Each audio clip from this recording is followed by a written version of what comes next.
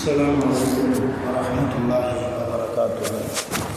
نحمد الله العظيم ونصلي على رسوله الكريم أما بعد. அன்பான ஜமாத்தார்களே, பெரியோர்களே, அல்லாஹ்வின் அருளால் ஃபஜ்ருடைய தொழுகையை தொழுதுவிட்டு நன்மையான காரியங்கள் குறித்து பேசுவதற்காக கேட்பதற்காக நாம் எல்லாம் அமர்ந்திருக்கிறோம். ரப்பு சுப்ஹானஹு வ தஆலா நம்முடைய எல்லா அமல்களையும் பரிபூர்ணமாக கபூல் செய்வானாக. ஆமீன். கைர் பரக்கத்துகள் நிறைந்த நாளாக கெட்ட முடிவுகளை விட்டும் முசீபத்துகளை விட்டும் உலகத்தின் ஆபத்துகள் அல்லாஹ்வின் படைப்புகளின் தீங்குகளை விட்டும் முழுமையாக பாதுகாப்பு பெற்ற நாளாக அல்லாஹ் இந்த நாளை நமக்கு அமைத்து தருவானாக. சங்கையானவர்களே, முஸ்லிம்கள் எப்படி வாழ வேண்டும், அல்லாஹ் விரும்பக்கூடிய ஒரு குணம், அல்லாஹ்வுடைய ரசூல் நமக்கு காட்டி தந்த ஒரு அழகான பாதை என்பது தன்னடக்கத்தோடு நம்முடைய வாழ்க்கையில் இருப்பது. தன்னடக்கம் என்பது, பணிவு என்பது கண்டிப்பாக ஒவ்வொரு மூமினிடத்திலும் முஸ்லிமிடத்திலும் கண்டிப்பாக இருக்க வேண்டும் என்று இஸ்லாம் கூறுகிறது. பிள்ளைகள் பெற்றோர்கள் இடத்தில் பணிவாக நடப்பது, மனைவி கணவனிடத்தில் பணிவாக தன்னடக்கத்தோடு நடப்பது, சிறியவர்கள் சிறிய வயதில் உள்ளவர்கள் தன்னுடைய வயதை விட மூத்தவர்களிடத்தில் பணிவாக அடக்கத்தோடு மரியாதையோடு நடப்பது, இதுவெல்லாம் ஒழுக்கம் சார்ந்த விஷயங்கள். நம்முடைய மார்க்கம் நமக்கு அழகாக போதிக்கிற விஷயம். இந்த விஷயங்களை நாம் கூடுமான அளவுக்கு பேணி தன்னடக்கத்தோடு நடந்து கொள்வதற்கு நாம் முயற்சி செய்ய வேண்டும். உண்மையிலேயே யாரிடத்தில் பணிவு இருக்குமோ, யாரிடத்தில் அடக்கம் இருக்குமோ, அல்லாஹ் அவர்களின் வாழ்க்கையை உயர்த்துகிறார். தன்னடக்கம் இல்லாத வாழ்க்கை, பணிவு இல்லாத வாழ்க்கை, அல்லாஹ் அப்படியே அவருடைய வாழ்க்கையை புரட்டி போடுவான் என்பதுதான் வரலாறுகள் நமக்கு கூறக்கூடிய உண்மையாக இருக்கிறது. நபி ஸல்லல்லாஹு அலைஹி வஸல்லம் இந்த அடிப்படையிலேயே சஹாபாக்களை உருவாக்கினார்கள். ரசூலுல்லாஹ் சஹாபாக்களோடு இருக்கிற போது சில கேள்வி கேட்பாங்க. இது என்ன தெரியுமா, அது என்ன தெரியுமா, உள்ள கேள்வி கேட்பாங்க. அப்போ சஹாபாக்களுடைய பதில் என்ன தெரியுமா? அவங்களுக்கு பதிலே தெரிந்திருந்தாலும் அல்லாஹு வ ரசூலுஹு அஅலமு, இதுதான் அவங்க பதில். என்ன அர்த்தம்? அல்லாஹும் அல்லாஹ்வுடைய ரசூலும் தான் நன்கு அறிந்தவர்கள், எங்களுக்கு தெரியாதுன்னு அர்த்தம். பதில் தெரிந்தாலுமே யாருக்கு பதில் கொடுக்குறோம்? அல்லாஹ்வுடைய ரசூல் இல்லையா, அவர்களுக்கு நாம பதில் கொடுக்கவா?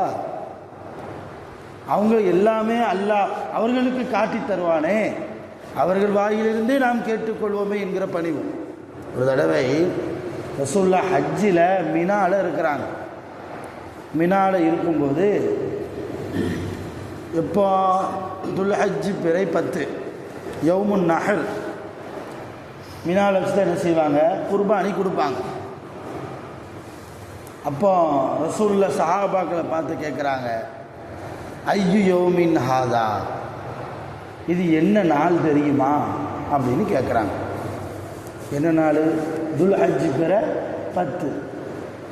துல்ஹஜ் பிற 10னா ஹஜ் பெருநாள். இப்போ இது என்ன நாள் தெரியுமான்னு கேட்குறாங்க. சஹாபாக்கள் சொன்ன பதில், யா ரசூலல்லாஹ், துல்ஹஜ் பிற 10 யௌமுன் நஹரு, ஹஜ் பெருநாள் தினம் அப்படின்லாம் பதில் சொல்லலை. ஆனால் எல்லா சஹாபிகளுக்கும் இது துல்ஹஜ் பிற 10 ஹஜ் பெருநாள் தெரியும். ஆனால் என்ன சொன்னாங்க? அல்லாஹு வ ரசூலுஹு அஅலமு, அல்லாஹ்வுக்கும் அல்லாஹ்வுடைய ரசூலுக்கு தான் தெரியும், எங்களுக்கு தெரியாது.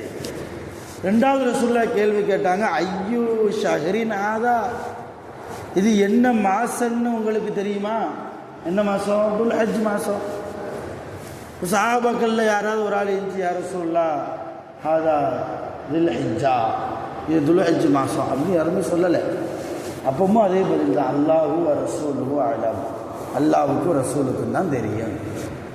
மூணாவது ரசூலுல்லாஹ் இன்னொரு கேள்வி கேட்டாங்க, ஐயோ பலதின் ஹாதா, இது என்ன ஊருன்னாவது தெரியுமா? என்ன ஊரு? மக்கா. மக்கா ஹரமினுடைய எல்லைக்குள் குர்பானி கொடுப்பதற்காக இருக்கிற ரசூலுல்லாஹ் இது என்ன ஊர் தெரியுமான்னு கேட்குறாங்க. அப்பாமாவது என்ன யாரும் சொல்ல, நீங்கள் பிறந்த மண் மக்கா அப்படின்னு சொல்லியிருக்கணும்ல. சஹாபிகளுக்கு தெரியாமலே இருந்தது.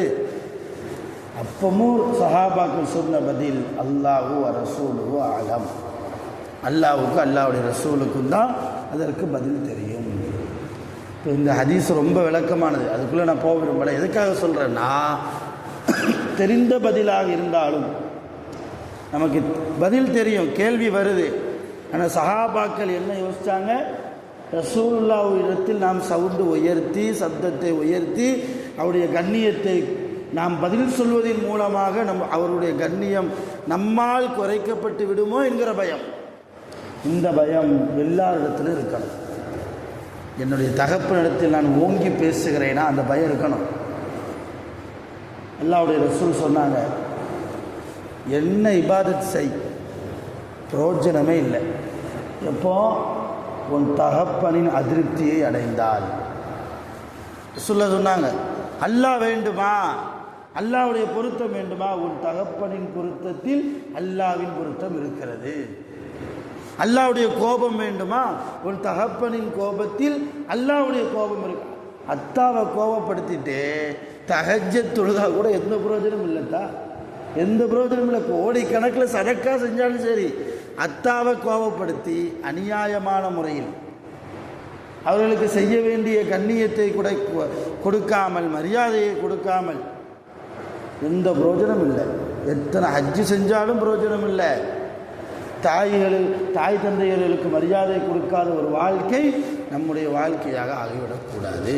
சஹாபாக்கள் ரசூலுல்லாஹ்வுடைய கண்ணியத்தை எப்படி பாதுகாத்தாங்க, ரசூலுல்லாஹ்வுக்கு முன்னால் எப்படி அடக்கத்தோடு இருந்தார்கள், அதே போன்று மனைவிமார்களாக இருக்கக்கூடிய பெண்களும் கணவன்மார்களுக்கு முன்னால் அடக்கத்தோடு இருக்கணும். இன்றைக்கி நம்மளை அடக்கம் பண்ணிடுவாங்க, அந்த சூழ்நிலையில் தான் இருக்குது இல்லையா? கணவன்மார்களுடைய திருப்தியில் அல்லாஹ்வுடைய திருப்தி ஒவ்வொரு மனைவிக்கும் கிடைக்கும். ஒரு கணவனுடைய மனசை காயப்படுத்திட்டு எந்த பொம்பளையும் சொர்க்கத்துக்கு போக முடியாது. நமக்கு கேள்விப்பட்ட ஒரு சம்பவம் தானே. ரசூலுல்லாஹ் ஒரு பெண் ஜனாசாவுக்கு தொலை வைக்க வந்தாங்க, தக்பீர் கிட்ட போனாங்க, ஜிப்ரைல் வந்து கையை தடுத்துட்டார், கையை தட்டி விட்டார். யார் ரசூலுல்லாஹ், இந்த அம்மாவுக்கு, இந்த பொம்பளைக்கு நீங்கள் தொலை வைக்காதீங்கன்னாங்க ஜிப்ரைல் அலைஹிஸ்ஸலாம். இப்போ ரசூலுல்லாஹ் கேட்டாங்க, ஏன் இந்த அம்மாவுக்கு தோண்டி வச்சுருக்கீங்க இல்லையா கபரு, அதை போய் பார்த்துட்டு வாங்கன்னாங்க. ரசூலுல்லாஹ் நேராக போய் பார்த்தா, சுப்ஹானல்லாஹ், அல்லாஹ் அக்பர், நரகத்தின் நெருப்பு ஜுவாலையை போன்று அந்த கபர் ரசூலுல்லாஹ்வுடைய கண்களுக்கு தெரியுது, அப்படி கொழுந்து விட்டு எரியுது. அல்லாஹ்ட்ட பாவ மன்னிப்பு கேட்டாங்க அந்த அம்மாவுக்கு. யார்? நபி ஸல்லல்லாஹு அலைஹி வஸல்லம். மறுபடியும் தொலை வைக்க வந்தாங்க, அப்பமும் தட்டி விட்டாங்க ஜிப்ரீல் அலைஹிஸ்ஸலாம். இப்போ மறுபடியும் போய் பாருங்கன்னாங்க கபரை. போய் பார்த்தா மிக கொடூரமான நரகத்தின் ஜந்துக்கள் எல்லாம் அந்த வெட்டி வைக்கப்பட்டிருக்கிற கபருக்குள்ளே இருக்குது, ரெடியாக இருக்குது. அப்போ தான் ரசூலுல்லாஹ் கேட்டாங்க, இந்த அம்மாவுக்கு உறவுக்காரங்க யாராவது இருக்கிறாங்களா? எல்லோரும் இருக்கிறாங்க, நீ யாருன்னு எல்லாம் கேட்டாங்க. அப்போ ரசூலுல்லாஹ் லாஸ்ட்டு கடைசியாக கேட்டாங்க, இந்த அம்மாவுடைய கணவர் எங்கே, புருஷன் எங்கே? அவரை கூப்பிட்டு வாங்கினாங்க அந்த சஹாபியை. அவர் வந்தார். என்னப்பா, உன் மனைவியினுடைய ஜனாசாவில் கூட கலந்துக்கிடாமல் வீட்டில் போய் உட்கார்ந்துருக்கியே என்ன? இல்லை யார் சொல்லலாம், என் மனைவி குர்ஆன் ஓதுவாள், நல்லா குர்ஆன் ஓதுவாள், நல்ல தொழுவாள், நிறைய தஹஜ்ஜத், நிறைய இல்லாதவர்களுக்கு கூட தானம் தருமா, எல்லா இபாதத்தும் ஓகே, பெர்ஃபெக்டாக எல்லாம் செய்வா. ஆனால் என் பேச்சை கேட்கறது இல்லை. நான் ஒன்று சொன்னால் அதுக்கு நேர் மாற்றம், இப்படி செய்யுமா, எனக்கு சந்தோஷமாக இருக்குமா அப்படின்னு சொன்னால் அதுக்கு நேர் மாற்றம். என்னுடைய திருப்தி அவளுக்கு இல்லை யார சூழல்லான்னாங்க அந்த சஹாபி. நான் அந்த அம்மா மேலே ரொம்ப கோபத்தோடு இருக்கிறேன், வேண்டாம், அந்த என் மனைவியினுடைய ஜனாசாவில் கூட கலந்து கொள்வதற்கு எனக்கு மனம் இல்லைன்னு சொன்னபோது தான் ரசூலுல்லாஹ் சொன்னாங்க, நீ மன்னிக்கலைன்னா உன் மனைவி செய்த இபாதத்தெல்லாம் டோட்டல் வேஸ்ட், நரகத்துக்கு போவாப்பான்னு எடுத்து சொன்னதுக்கப்புறம் அந்த அம்மாவை சஹாபி என்ன செஞ்சாங்க, அந்த கணவர் மன்னித்தார். அதுக்கப்புறம் தொலை வைக்க வந்தாங்க ரசூலுல்லாஹ். மறுபடியும் ஜிப்ரீல் தடுத்தாங்க, இப்போ போய் கபரை பார்த்துட்டு வந்து தொலை வைங்கன்னாங்க. போய் பார்த்தா சுப்ஹானல்லாஹ், சுவனத்து பூங்கா போன்று மாறி இருக்கிறது அந்த அம்மாவுடைய கபர். சுவனத் அவ்வளவு நன்மைகள் செய்திருக்கு, அவ்வளவு இபாதத். ரசூலுல்லாஹ் சந்தோஷத்தோடு வந்து தொலை வச்சாங்க. ஒரு சுவனத்து பெண்மணிக்கு நான் தொலை வைக்கிறேன். அந்த ஆர்வத்தோடு வந்து தொலை வச்சாங்க, அந்த ஆசையோடு தொலை வச்சாங்க சொல்லலாம். ஜனாசத்தில் எதுக்கு சொல்கிறேன்னா, இப்போ ஒவ்வொரு மனிதரும் யாரிடத்தில் அடக்கத்தோடு நடப்பது, யாருடைய பேச்சை கேட்டு நடப்பது, யாரிடத்தில் தன்னை தாழ்த்தி நடப்பது என்பது இருக்கிறது. அந்த வரம்பு தெரிந்து நாம் நமக்குள்ளே நமக்கு மத்தியில் வாழக்கூடியவர்களோடு தன்னடக்கத்தோடு வாழ்ந்தால், உலகம் வேணால் வேறு மாதிரி பேசும், அது பேசட்டும். ஆனால் நாளை மறுமையில் அல்லாஹ்விடத்தில் நிறைய மகத்தான கூலி நமக்கு இருக்கிறது. அருமையான பெருமக்களை, எப்படி சஹாபாக்கள் நபி ஸல்லல்லாஹு அலைஹி வஸல்லம் அவர்களுக்கு முன்னால் தன்னை தாழ்த்தினார்களோ, தன்னடக்கத்தோடு இருந்தார்களோ, அதே போல் நம்முடைய பெரியவர்களுக்கு முன்னால், கணவன்மார்களுக்கு முன்னால் மனைவிமார்கள் தாழ்த்தி நடப்பது, பெரியவர்களுக்கு முன்னால் நாம் நம்மை தாழ்த்தி தன்னடக்கத்தோடு நடப்பது, இப்படிப்பட்ட அழகான வாழ்க்கை நம் அனைவர்களுக்கும் அல்லாஹ் தௌஃபீக் செய்வானாக. நம் அனைவர்களுடைய எல்லா இபாதத்துகளையும் முழுமையாக அல்லாஹ் குறையில்லாமல் நிறைவாக கபூல் செய்வானாக. வாஹிரு தஅவானா அல்ஹம்துலில்லாஹி ரப்பில் ஆலமீன். சுப்ஹானல்லாஹி வ பிஹம்திஹி சுப்ஹானக அல்லாஹும்ம வ பிஹம்திக அஷ்ஹது அன் லா இலாஹா இல்லா அன்த அஸ்தக்ஃபிருக வ அத்தூபு இலைக். ஆமீன். சுப்ஹான ரப்பிக ரப்பில் இஸ்ஸத்தி அம்மா யசிஃபூன் வ ஸலாமுன் அலல் முர்ஸலீன் வல்ஹம்துலில்லாஹி ரப்பில் ஆலமீன். ஸல்லல்லாஹு